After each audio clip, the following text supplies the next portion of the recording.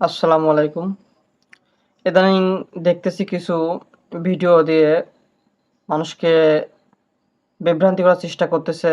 ভিডিওগুলো হচ্ছে শেখ হাসিনা হুট করে দেশে ঢুকে পড়বে। শেখ হাসিনা যেকোনো মুহূর্তে দেশে ঢুকে পড়বে।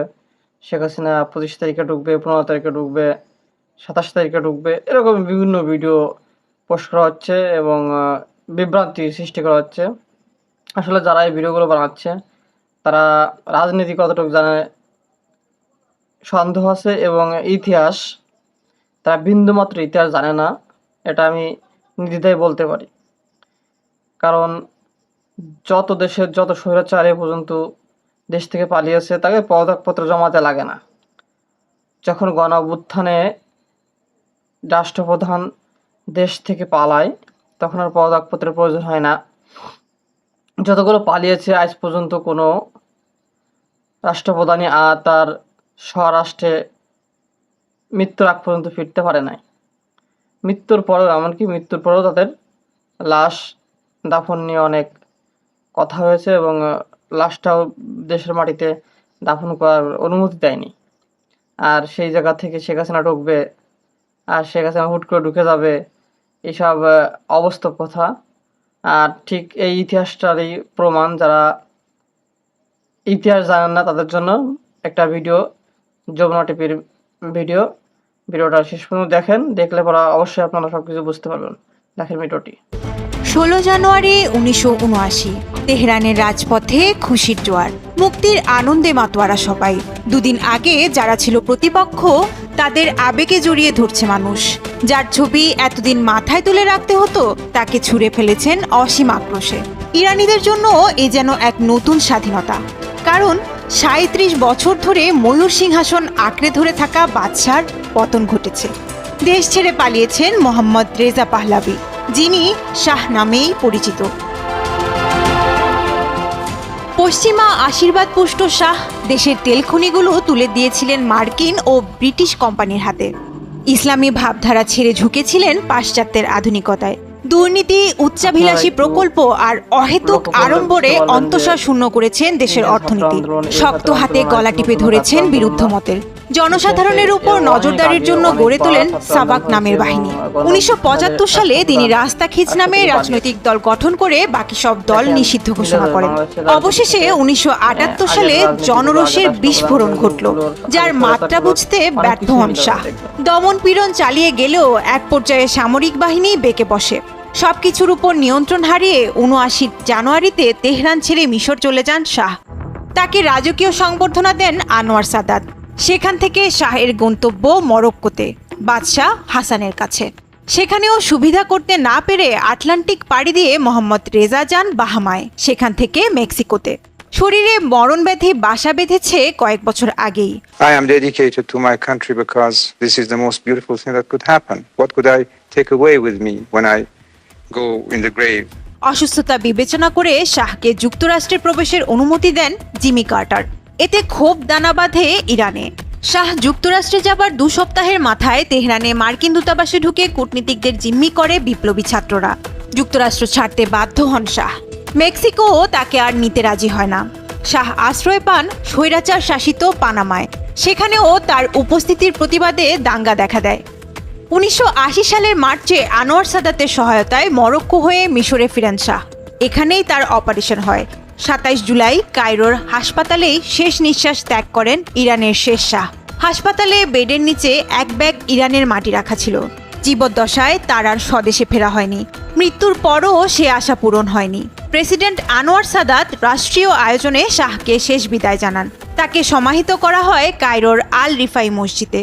অদৃষ্টের নির্মম পরিহাস, ওই মসজিদেই সমাহিত হয়েছিলেন মোহাম্মদ শাহ পাহলাভির বাবা রেজা শাহ পাহলাভি। ছেলের মতো তাকেও ক্ষমতাচ্যুত হয়ে নির্বাসনে যেতে হয়েছিল 4 দশক আগে। তিনিও পাননি জন্মভূমির মাটি। 1979 সালে আরও এক স্বৈরাচারীর পতন দেখে বিশ্ব। তিনি কুখ্যাত ইদি আমিন। ইতিহাসে অন্যতম নৃশংস, বর্বর ও স্বৈরাচারী শাসক উগান্ডার ইদি আমিন। রাঁধুনি হিসেবে সেনাবাহিনীতে যোগ দিয়ে তরতরিয়ে ক্ষমতার সিঁড়ি বেয়ে উঠতে থাকেন তিনি। 1971 সালে কু করে মিল্টন উবোতোকে অপসারণ করে নিজেই বনে যান প্রেসিডেন্ট। ইদি আমিন প্রথমেই পুলিশ বাহিনী ভেঙে নিজস্ব কিলার বাহিনী গঠন করেন। তারা ওবোতে সমর্থকদের উপর নির্মম অত্যাচার শুরু করে। উগান্ডার প্রশাসন ও ব্যবসা বাণিজ্যে এশিয়ান, বিশেষ করে ভারতীয়দের প্রভাব ছিল। 1972 সালে খ্যাপাটে এই শাসক সবাইকে উগান্ডা থেকে বের করে দেন। 8 বছরের শাসনামলে 1 লাখেরও বেশি মানুষকে গুম, নির্বাসন কিংবা ফাঁসি দেন এই উগান্ডান কসাই। কারো কারো মতে সংখ্যাটা 5 লক্ষাধিক।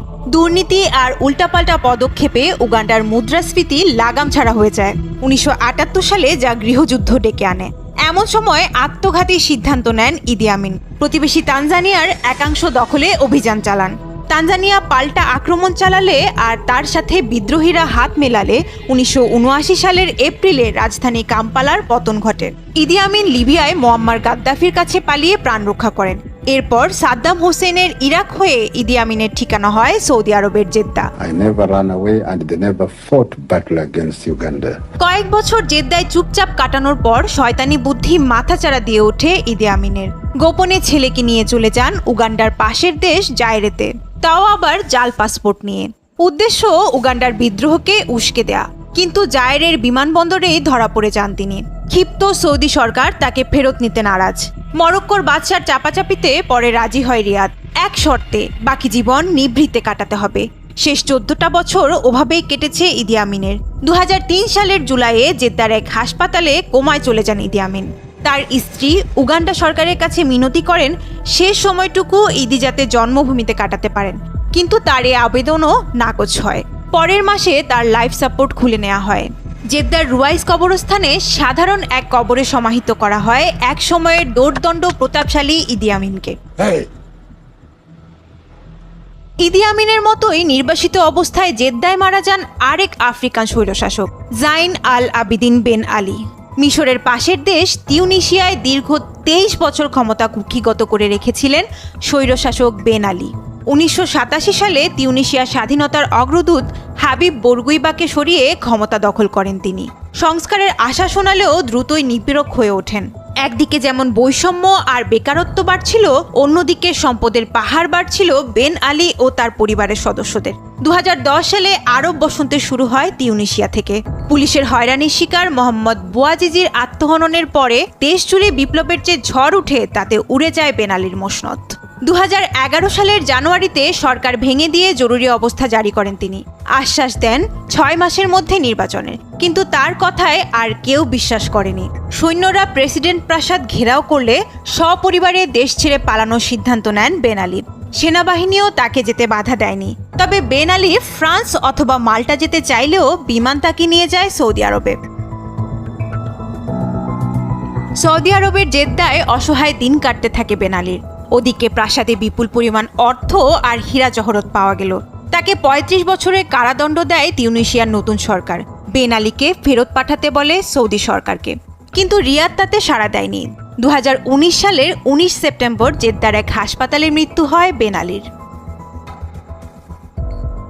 দেশের সম্পদ লুটপাটে বেন আলীকেও ছাপিয়ে গেছে এশিয়ান এক স্বৈরশাসক, ফিলিপাইনের ফার্দিনান্দ মার্কোস। বলা হয় দেশটির কেন্দ্রীয় ব্যাংক থেকে $10 বিলিয়ন সরিয়েছেন তিনি। 1965 সালে নির্বাচনে জিতে ক্ষমতায় আসেন মার্কোস। প্রচুর অবকাঠামোগত উন্নয়ন করে প্রশংসাও কুড়ান শুরুতে, কিন্তু সে সবই ছিল বিদেশি ঋণে। এক সময় চাপ পড়ে অর্থনীতিতে, ছড়িয়ে পড়ে জনরোষ। তা দমনে সামরিক আইন জারি করেন মার্কোস। মুখ বন্ধ করে দেন সব গণমাধ্যমের। সর্বময় ক্ষমতা কুক্ষিগত করে টানা 4 বার লোক দেখানো নির্বাচনে জয়ী হন মার্কোস। কিন্তু 1986 সালে চতুর্থ দফা নির্বাচনের পর শুরু হয় অপ্রতিরোধ পিপলস পাওয়ার মুভমেন্ট। আন্দোলনের তীব্রতা এতটাই ছিল যে রক্তপাত এড়াতে মার্কিন প্রেসিডেন্ট রোনাল্ড রিগান তাকে বলেন দেশ ছেড়ে পালাতে। মার্কোস আর তার স্ত্রী ইমেলদা পালিয়ে যান হাওয়াই দ্বীপে। যাওয়ার সময় বিমানে করে নিয়ে যান 22 বক্স নোট, যার মূল্য $717 মিলিয়ন। সাথে ছিল 300 বক্স গহনা, মিলিয়ন ডলারের হীরা, মুক্তা, গোল্ড বার, আরও কত কি। ওদিকে মার্কোসরা পালিয়ে যাবার পর বিক্ষুব্ধ জনতা ঢুকে পড়ে প্রেসিডেন্টের প্রাসাদে। সেখানে তারা অনেক বিলাসপণ্যই পায়, তবে সবচেয়ে আলোচিত ছিল ইমেলদা মার্কোসের জুতার সংগ্রহশালা। 2700 জোড়া এক্সক্লুসিভ জুতা পাওয়া যায় সে প্রাসাদে। হাওয়াইয়ে গিয়ে বিলাসী জীবন কাটানো মার্কোস দাবি করেন তিনি এখনও ফিলিপাইনের প্রেসিডেন্ট। একই সাথে দেশে ফেরারও তোড়জোড় শুরু করেন। ফোন দিয়ে আটতে থাকেন সশস্ত্র সহিংসতার মাধ্যমে ক্ষমতায় ফেরার। ওদিকে তার বিরুদ্ধে অর্থ লোপাট, মানবাধিকার লঙ্ঘন সহ অনেক অভিযোগের তদন্ত শুরু হয় যুক্তরাষ্ট্রে। 1989 সালে অসুস্থ হয়ে পড়েন মার্কোস। হাসপাতালে তাকে দেখতে যান ফিলিপাইনের ভাইস প্রেসিডেন্ট সালভাদোর। মার্কোস তার কাছে দেশে মায়ের সমাধির পাশে সমাহিত হবার সুযোগ চান। বিনিময়ে প্রস্তাব দেন লুট করা অর্থের 90% দিয়ে দেওয়ার, কিন্তু এমন প্রস্তাবেও কাজ হয়নি। দেশে ফিরতে পারেননি মার্কোস। ওই বছরই সেপ্টেম্বরে হাসপাতালে মৃত্যু হয় তার। দেশের যে পরিমাণ সম্পদ লুট করেন মার্কোস, তার 1/2ও ভোগ করে যেতে পারেনি। অথচ ফিলিপিনোরা সে ঋণ এখনও পরিশোধ করে যাচ্ছে। পুরোপুরি শোধ হবে 2025 সালে। মার্কোসের মরদেহ হাওয়াই দ্বীপে সংরক্ষিত ছিল 4 বছর। এরপর প্রেসিডেন্ট ফিদেল রামোস তার সব দেশে আনার অনুমতি দেন, কিন্তু 23 বছর তা হিমাগারে সংরক্ষিত ছিল। 2016 সালে স্বৈরাচারী প্রেসিডেন্ট দুতের্তে নির্দেশ দেন মার্কোসের দেহাবশেষ সমাহিত করার। রাতের আধারে সেই কাজ সারা হয়। ফিলিপাইনের বেশিরভাগ মানুষ এখনও মার্কোসকে দেশে সমাহিত করার বিরোধী। দ্বিতীয় বিশ্বযুদ্ধের পর যত স্বৈরাচারী শাসক গণ অভ্যুত্থানের মধ্য দিয়ে পতিত এবং বিতাড়িত হয়েছেন, কেউই জীবদ্দশায় নিজ দেশে ফিরতে পারেননি। মৃত্যুর পরও ফিরতে পেরেছেন হাতে গোনা। আর যারা অভ্যুত্থানের পর পালাননি বা পালাতে পারেননি, তাদের বরণ করতে হয়েছে আরও নির্মম পরিণতি। নুসরাত তানি, যমুনা নিউজ।